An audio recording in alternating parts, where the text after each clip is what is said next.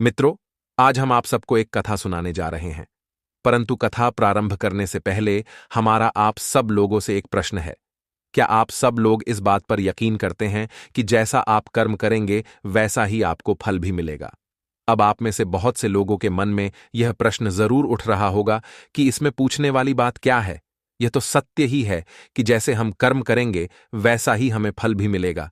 लेकिन एक बार आप अपनी आंखें बंद करके अपने आप से यह प्रश्न कीजिए और आप देखेंगे कि आपको इस प्रश्न का स्पष्ट उत्तर नहीं मिल पाएगा। कहीं ना कहीं आपके मन में असमंजस जरूर होगा कि क्या यह बात सच है या झूठ। मित्रों, आज हम सब एक कथा के माध्यम से कर्मों का खेल समझेंगे। आखिर अच्छे कर्मों का फल अच्छा और बुरे कर्मों का फल बुरा कैसे होता। एक समय की बात है, किसी गांव में एक बहुत ही अमीर सेठ रहता था। एक दिन वह बैठा था कि अचानक से उसके मन में अपने बचपन के मित्र से मिलने की उत्सुकता हुई और सेठ अपने मित्र से मिलने के लिए घर से निकल पड़ता है। काफी लंबा सफर तय करने के बाद वह अपने बचपन के मित्र के घर पहुंच जाता है, जो बचपन से ही गूंगा और एक पैर से अपाहिज था। उस सेठ के गांव से उसके दोस्त का घर काफी दूर था। वहां जाने के लिए बीच बीच में कई सारे छोटे छोटे गांव पड़ते थे। सेठ रास्ते में अपनी धुन में चला जा रहा था। चलते चलते उसकी मुलाकात रास्ते में एक आदमी से होती है।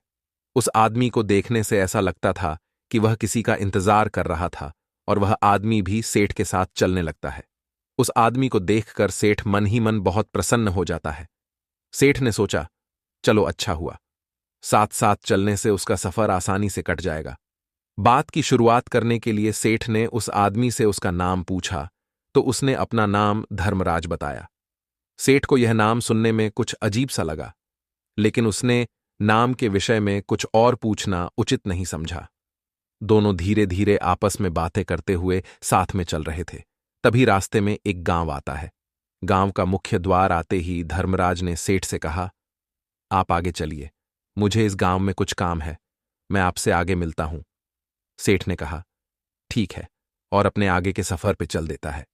कुछ समय बाद उस गांव में खबर फैली कि एक व्यक्ति को सांड ने अपनी सिंघों में फंसाकर मार दिया है।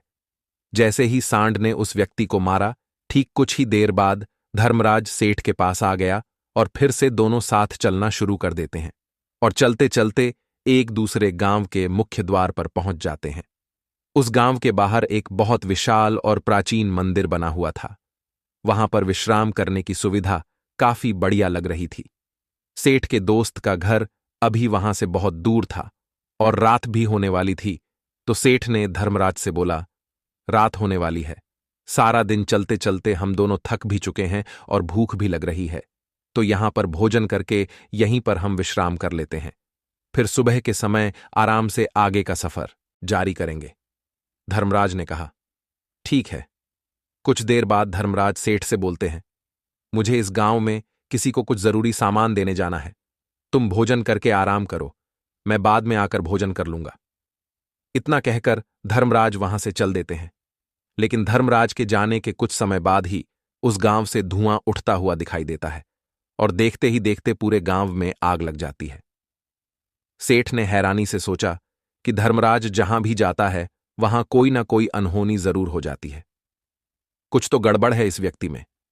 लेकिन सेठ ने रात्रि में धर्मराज से कुछ भी पूछना उचित नहीं समझा और वे दोनों सो गए। सुबह होते ही दोनों फिर से अपनी यात्रा शुरू कर देते हैं। कुछ दूरी तय करने के बाद रास्ते में फिर से एक गांव आता है। धर्मराज ने फिर सेठ से कहा, आप आगे चलिए, मुझे इस गांव में अपने मित्र से मिलने जाना है, मैं अपने दोस्त से मिलने के बाद आगे रास्ते में मिलूंगा। यह कहकर धर्मराज वहां से चला गया। लेकिन सेठ इस बार आगे नहीं गया, वहीं खड़ा होकर देखता रहा वह कहां जा रहा है और क्या करता है। तभी थोड़ी देर बाद गांव से लोगों की आवाज सुनाई देने लगी कि एक व्यक्ति को सांप ने काट लिया है और उसकी मृत्यु हो गई है।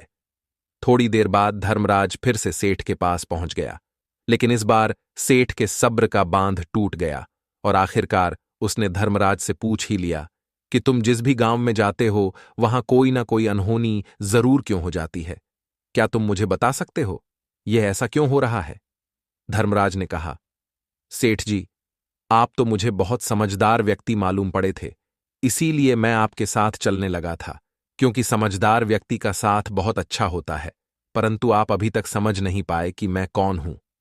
सेठ ने कहा, मैं समझ गया हूं, लेकिन मुझे कुछ संदेह है। अगर आप ही अपना परिचय दे दें तो मेरे लिए आसानी होगी। तब धर्मराज ने जवाब दिया कि मैं यमदूत हूं और यमराज के आदेशानुसार उन लोगों के प्राण हरण करता हूं जिनकी उम्र पूरी हो चुकी है। हालांकि सेठ को पहले से ही इस बात की आशंका थी, फिर भी धर्मराज के मुंह से यह बातें सुनकर वह घबरा गया। लेकिन वह हिम्मत करके पूछता है कि अगर आप सच में यमदूत हो तो मुझे बताओ, अगली मृत्यु किसकी है? धर्मराज ने जवाब दिया, अगली मृत्यु तुम्हारे उसी मित्र की है जिससे तुम मिलने जा रहे हो, और उसकी मृत्यु का कारण भी तुम ही बनोगे। यह बात सुनकर सेठ घबरा गया और सोच में पड़ गया कि अगर सच में यह धर्मराज यमदूत हुआ तो उसकी बात भी सच होगी और उसके कारण मेरे बचपन के सबसे अच्छे मित्र की मृत्यु हो जाएगी। तो सबसे अच्छा तो यही होगा कि मैं अपने मित्र से मिलने ही ना जाऊं। कम से कम मैं उसकी मृत्यु का कारण तो नहीं बनूंगा। धर्मराज ने मुस्कुराते हुए कहा, तुम जो सोच रहे हो वह सब मुझे पता है, मगर तुम्हारे अपने मित्र से मिलने न जाने से नियति नहीं बदल जाएगी। तुम्हारे मित्र की मृत्यु तो निश्चित है और वह अगले कुछ ही पलों में घटित होने वाली है। यमदूत के मुंह से ऐसी बातें सुनकर सेठ को बहुत जोर का झटका जैसे लगा हो, क्योंकि यमदूत ने सेठ के मन की बातें पढ़ ली थीं, जो कि एक सामान्य व्यक्ति के लिए संभव नहीं है। अब तो सेठ को विश्वास हो गया कि यह धर्मराज सचमुच में यमदूत ही है। जब सेठ को यह पूर्ण विश्वास हो गया कि धर्मराज जी यमदूत हैं, तो वह घबरा गया और सेठ ने अपना मिलने का विचार त्याग दिया और अपने घर की तरफ वापस मुड़ गया। लेकिन जैसे ही सेठ वापस जाने के लिए मुड़ा, उसने देखा कि उसका मित्र तेजी से उसकी तरफ चला आ रहा है, जो कि सेठ को देखकर अत्यंत प्रसन्न दिखाई पड़ रहा था। अपने मित्र के आने की गति को देखकर सेठ को ऐसा लगा कि जैसे उसका मित्र काफी देर से उसका ही पीछा कर रहा है।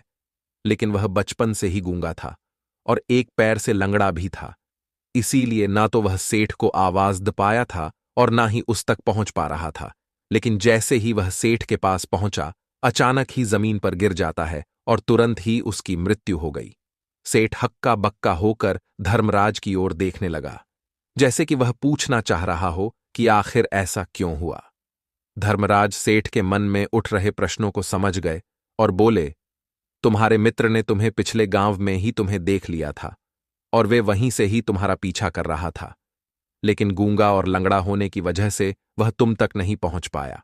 उसने अपनी पूरी ताकत लगाकर तुम तक पहुंचने का प्रयास किया, लेकिन बुढ़ापे में बचपन जैसी ताकत नहीं होती, इसलिए दिल का दौरा होने के कारण उसकी मृत्यु हो गई। क्योंकि वह तुमसे मिलने के लिए अपनी सीमाओं को तोड़कर तुम्हारे पीछे भाग रहा था, इसलिए अपने मित्र की मृत्यु का कारण भी तुम ही कहलाओगे। अब सेठ को पूर्णतः यह विश्वास हो गया था कि धर्मराज एक यमदूत है और उनका का कार्य जीवों के प्राण हरना है। लेकिन सेठ एक समझदार व्यक्ति था। वह यह भी जानता था कि मृत्यु पर किसी का वश नहीं है, सबको एक ना एक दिन मरना ही है। यही सोचकर उसने अपने आप को संभाल लिया।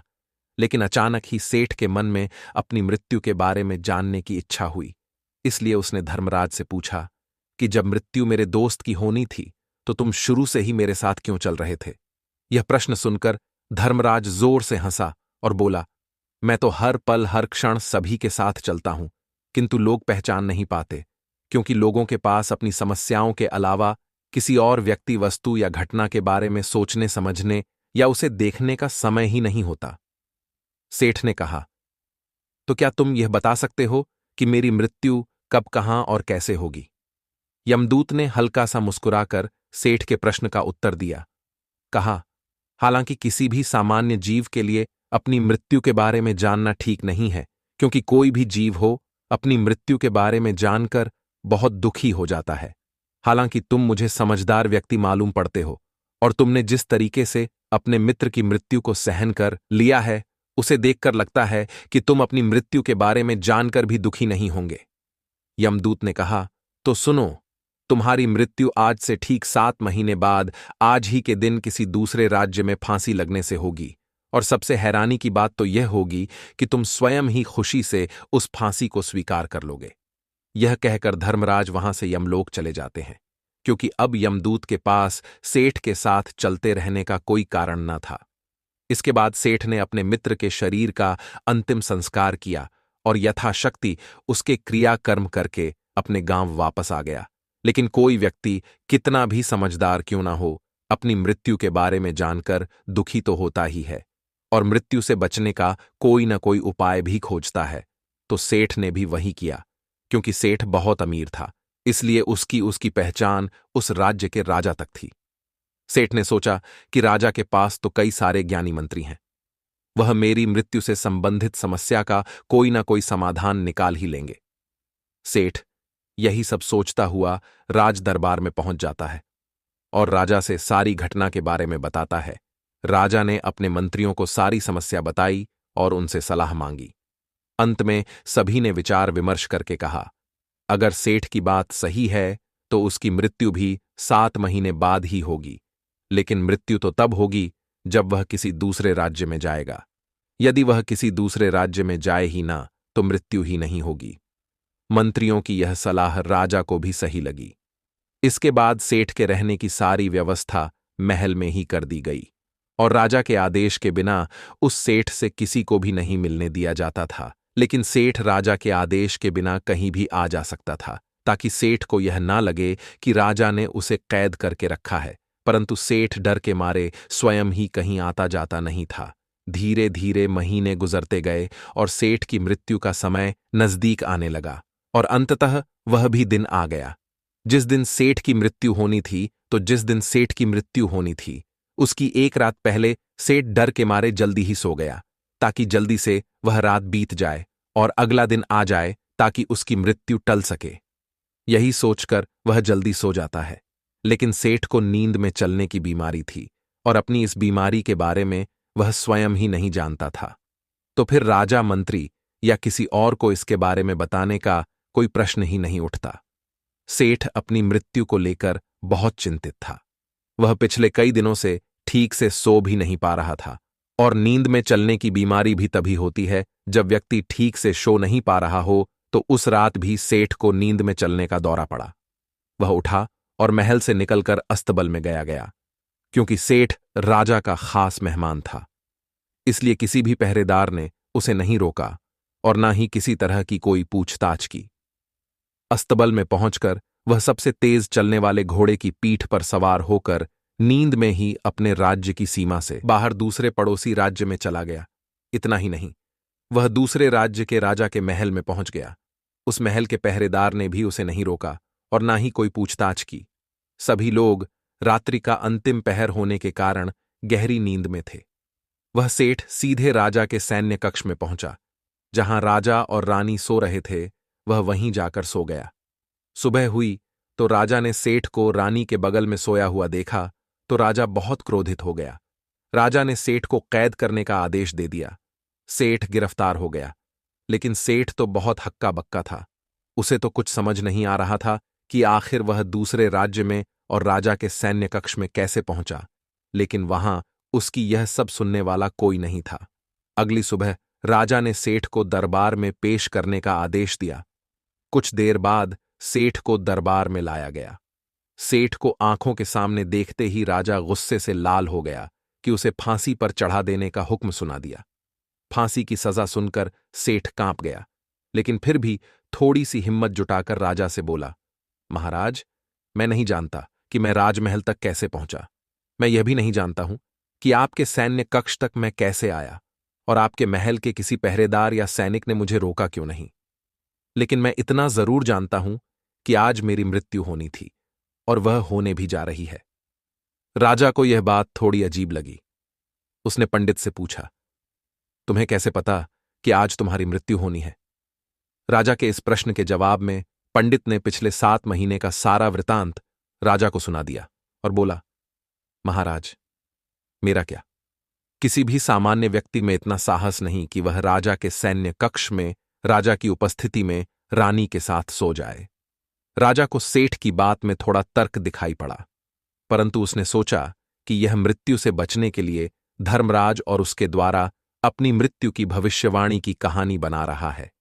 इसलिए राजा ने सेठ से कहा, यदि तुम्हारी बात सत्य है और आज यह तुम्हारी मृत्यु का दिन है, जैसा कि यमदूत ने तुमसे कहा था, तो आज तुम्हारी मृत्यु का कारण मैं नहीं बनूंगा। लेकिन यदि तुम्हारी बात झूठी निकली तो निश्चित ही आज तुम्हारी मृत्यु का दिन होगा, क्योंकि जिस राज्य से सेठ आया था उस राज्य का राजा इस राजा का मित्र था।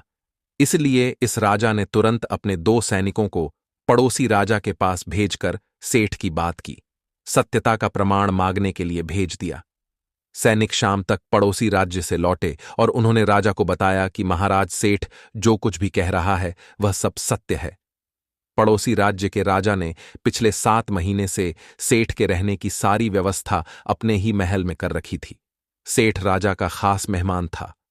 कल शाम राजा आखिरी बार सेठ से उसके कक्ष में मिले थे और उसके बाद यह इस राज्य में कैसे पहुंच गया, इसकी जानकारी किसी को भी नहीं है। इसीलिए उस राज्य के राजा के अनुसार सेठ को फांसी की सजा देना ठीक नहीं है। लेकिन राजा के सामने एक नई समस्या थी, क्योंकि उसने बिना पूरी बात जाने ही सेठ को फांसी की सजा सुना दी थी। इसलिए अगर सेठ को फांसी नहीं दी जाती तो राजा के वचन का अपमान हो जाएगा, लेकिन अगर राजा की बात का मान रखा जाए तो बेवजह ही एक निर्दोष व्यक्ति की मौत हो जाएगी। राजा ने अपने सभी मंत्रियों से इस बारे में सुझाव मांगा तो मंत्रियों ने राजा को सुझाव दिया कि महाराज सेठ को एक कच्चे धागे से फांसी लगवा दी जाए। इससे आपके आदेश का भी पालन हो जाएगा और कच्चे धागे से सेठ को फांसी भी नहीं लगेगी और उसके प्राण भी बच जाएंगे। राजा को मंत्रियों का यह सुझाव पसंद आया और उसने ऐसा ही करने का आदेश दे दिया। सेठ के लिए कच्चे धागे से फांसी का फंदा बनाया गया और सेठ को फांसी पर चढ़ाने की तैयारी शुरू कर दी गई। सभी लोग बहुत खुश थे कि न तो सेठ की मृत्यु होगी और न ही राजा का वचन खाली जाएगा। सेठ को भी पूर्ण विश्वास था कि इस धागे से तो उसकी मृत्यु हो ही नहीं सकती। सेठ उस पर चढ़ने के लिए तैयार हो गया, जैसा कि धर्मराज ने भविष्यवाणी की थी कि तुम खुद ही अपनी फांसी को स्वीकार करोगे। लेकिन जैसे ही सेठ को फांसी दी गई, धागा तो टूट गया, लेकिन टूटने से पहले उसने अपना काम कर दिया था। सेठ के गले की एक नस धागे के झटके से कट चुकी थी और सेठ जमीन पर पड़ा तड़प रहा था। उस पल उसके गले से खून की फुहार निकल रही थी और देखते ही देखते सेठ का शरीर पूरी तरह से शांत हो गया। सभी लोग आश्चर्यचकित थे कि कच्चे धागे से भी किसी इंसान की मृत्यु हो सकती है, लेकिन घटना तो घट चुकी थी। नियति ने अपना काम कर दिया था और धर्मराज ने जो भविष्यवाणी सेठ के लिए किया था वो सच हो चुकी थी। दोस्तों, श्रीमद् भागवत गीता में भगवान श्री कृष्ण ने कहा है, कर्मण्येवाधिकारस्ते मां फलेषु कदाचन मां कर्म फल हेतुर्भूर्मा ते संगोस्त्व कर्मणि। इस श्लोक का अर्थ है, कर्म पर ही तुम्हारा अधिकार है, लेकिन कर्म के फलों में कभी नहीं। इसलिए कर्म को फल के लिए मत करो और न ही काम करने में तुम्हारी आसक्ति हो। जो होना होता है वह होकर ही रहता है, क्योंकि न्याति की पूरी प्रणाली पहले से ही तय होती है, जिसे हम थोड़ा सा भी इधर उधर नहीं कर सकते हैं। शायद इसीलिए ईश्वर ने हमें भविष्य जानने की क्षमता नहीं दी है, ताकि हम अपने जीवन को ज्यादा बेहतर तरीके से जी सके। और यही बात उस सेठ पर भी लागू होती है। अगर सेठ ने उस दिन यमराज अपनी मृत्यु के बारे में ना पूछा होता तो 7 महीने तक राजा के महल में कैद रहकर डर डर कर जीने की बजाय ज्यादा बेहतर जीवन जीता। मित्रों, आपने आज के इस वीडियो से क्या सीखा वह मुझे आप कमेंट में बता सकते हैं। इसी के साथ ही हम में उम्मीद है कि आपको आज की वीडियो पसंद आई होगी, तो इस वीडियो को उस इंसान को शेयर करें जिसे यह कहानी सुनने की जरूरत है। कृपया इसी तरह की कथा और ज्ञानवर्धक कहानियों के लिए चैनल को सब्सक्राइब कर लें और बेल आइकन को दबा दें, जिससे कि आपको पहले ही वीडियो मिल जाए। चलिए फिर मिलते हैं ऐसी एक और नई वीडियो में। तब तक के लिए अपना ख्याल रखें। जय श्री कृष्णा, जय श्री राम।